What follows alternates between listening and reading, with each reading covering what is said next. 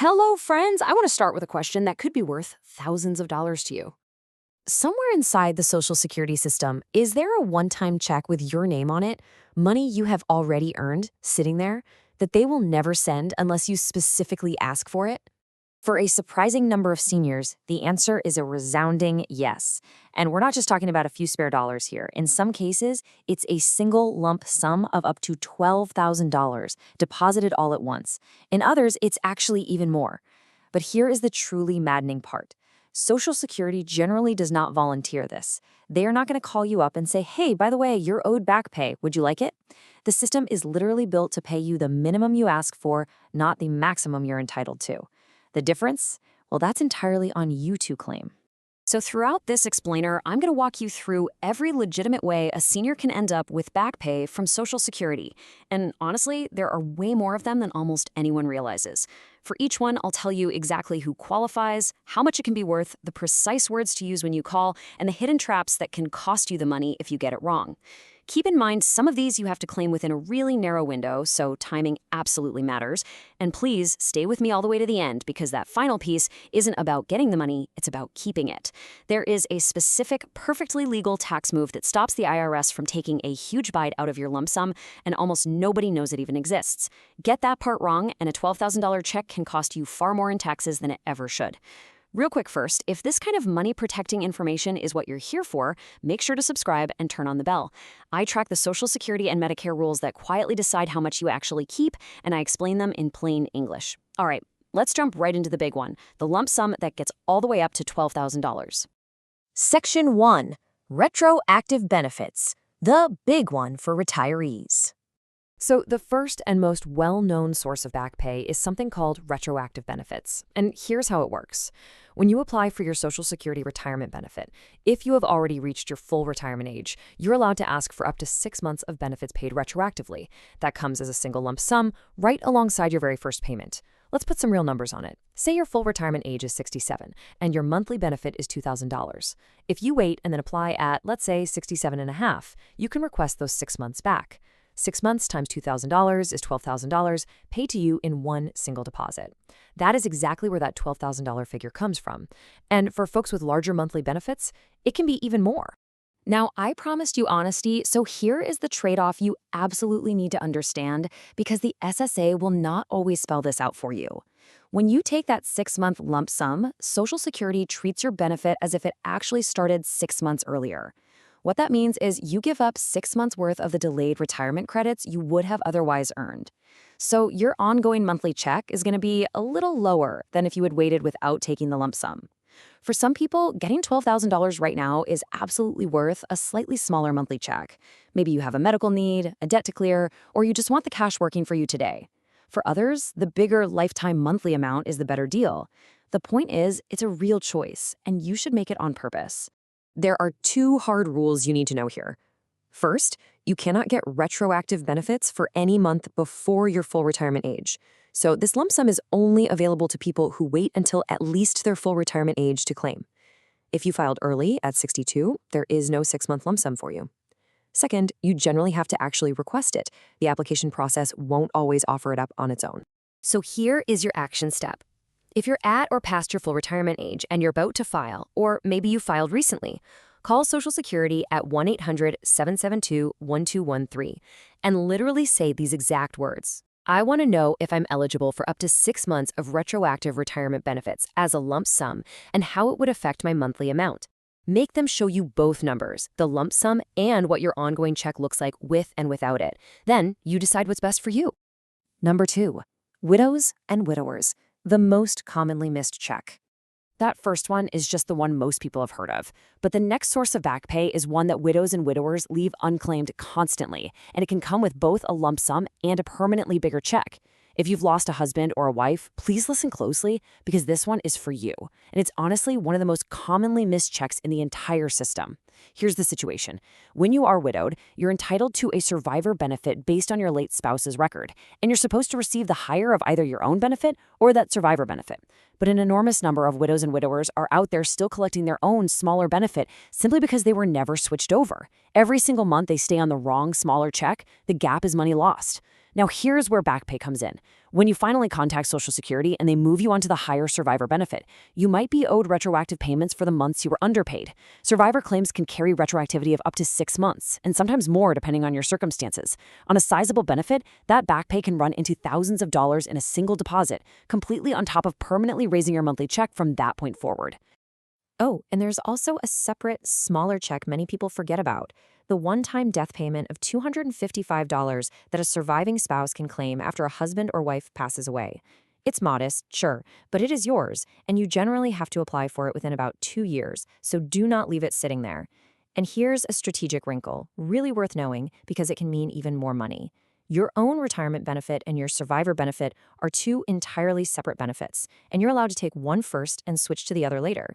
So depending on your ages and amounts, you might take the survivor benefit right now and let your own grow, or do the reverse. Getting that order right can add up considerably over time. Your action step here is simple. Call Social Security and say, I'm a widow or widower, and I want to confirm I'm being paid on the higher of my own or my survivor benefit, claim any back pay I'm owed, and apply for the $255 death payment. If you have been on the wrong check for a while, that single phone call can trigger both a lump sum and a bigger check for the rest of your life. Section 3, Spouses and Ex-Spouses. The hidden 50% benefit. Now, this next type of back pay is one that even married couples who are very much still together leave unclaimed. Why? Because they don't even realize the benefit exists at all. We're talking about the spousal benefit, and its much lesser-known cousin, the divorced spouse benefit. If you're married, you may be entitled to a spousal benefit worth up to 50% of your husband or wife's full retirement benefit, even if you worked very little yourself or never built up much on your own record. A lot of folks, especially those who spent years raising a family or working in jobs that didn't build a big benefit, are entitled to far more on their spouse's record than on their own, and they simply never claim the difference. And if you're at or past your full retirement age when you finally claim it, you can once again request up to 6 months of that spousal benefit retroactively, which means another potential lump sum of back pay. But here is the part that surprises people the most. You don't have to still be married.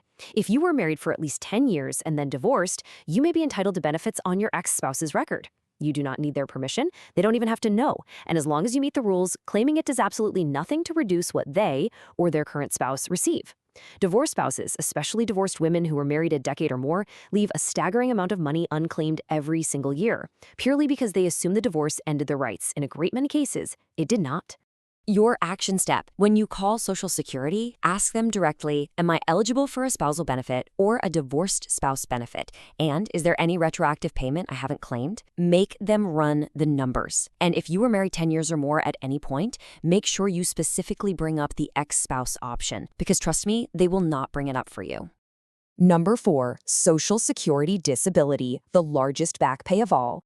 So far, every source of back pay we've covered tops out around 6 months. But this next one can reach back a full year or more, and it is the largest lump sum on this entire list. It's also the one people are most likely to overlook because they just assume it couldn't possibly apply to them.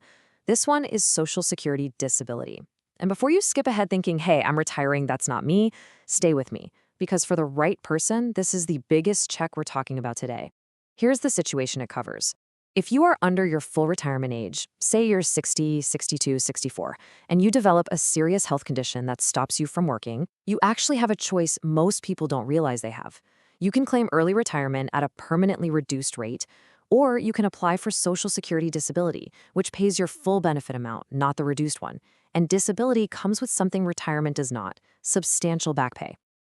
Disability back pay can reach much further than that 6-month retirement limit. Depending on when your condition began and when you applied, you can be owed benefits going back up to 12 months before your application date, plus all the months your claim spent waiting for approval. And disability cases often take many months, sometimes more than a year, to get approved. Add all of that together, and the back pay can be massive, frequently far more than $12,000 in a single award. There's also a real strategic advantage here for folks in their early 60s. If you claim early retirement because you can't work, you lock in that reduced amount for the rest of your life. But if you qualify for disability instead, you receive your full, unreduced benefit. Then when you reach full retirement age, it just seamlessly converts to your regular retirement benefit at that full amount. So for someone with a genuine qualifying health condition in their early 60s, applying for disability instead of early retirement can mean both a bigger monthly check and a really significant lump sum of back pay. The catch, of course, is that disability has a stricter definition and an application process that takes patience and documentation. It is definitely not a rubber stamp. But if you stopped working before your full retirement age because of your health, this is absolutely a conversation worth having.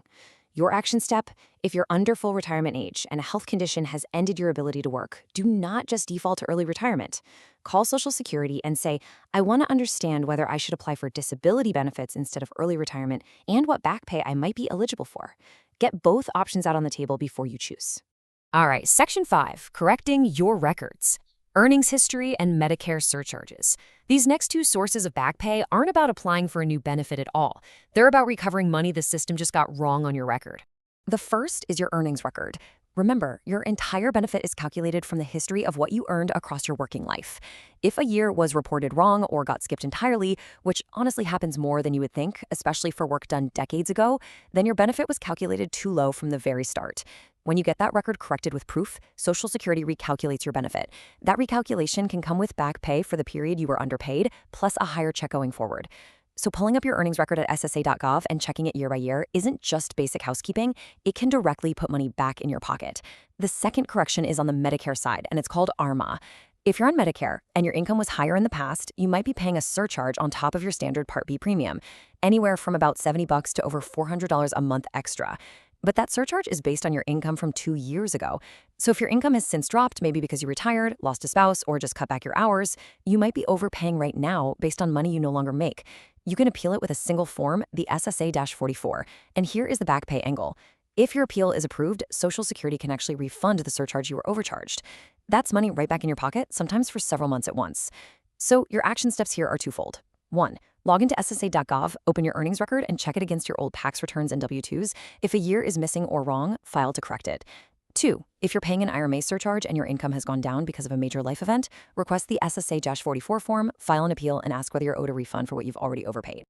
Section 6, the Fairness Act, public pension payouts. Now, there is one more source of back pay that's been all over the headlines recently, and I want to cover it honestly. For some of you, it is very real money, and for others, it simply does not apply. And I'd much rather tell you the truth than sell you false hope. This is the Social Security Fairness Act. For more than 40 years, two rules, known as WEP and GPO, reduced Social Security benefits for people who had earned a pension from a government job that didn't pay into Social Security. We're talking many teachers, firefighters, police officers, and certain public employees, along with their spouses and widows. A law signed at the start of 2025 repealed both of those rules, retroactive to January 2024, and it came with exactly the kind of lump sum back pay we've been talking about. Many of those payments ran into the thousands, and some, for survivors whose benefit had been wiped out entirely, reached well over $20,000. But here's the honest part. By 2026, Social Security has already paid most of these, automatically. Millions of payments, billions of dollars, largely complete. So if this is your situation and you are already collecting, your back pay has very likely already arrived. But there's one group still at risk of missing out. If you're a spouse, widow, or widower whose benefit was completely eliminated by those old rules, and so you never even filed for it, the system has nothing on file to fix. You have to submit a brand new application to claim it. And the longer you wait, the more limited the back pay can be. So this one comes with a simple filter. If you or your late spouse ever worked a public job that did not take Social Security out of the paycheck, call and confirm your status. If that's not your background, this particular check isn't yours. And hey, that's perfectly fine, because the earlier sources almost certainly are. Now for the part I promised you at the very beginning, the part that isn't about getting the money, but about keeping it. When you receive a big lump sum of back pay, here is the absolute danger. A payment that covers a year or more of benefits all lands in a single tax year.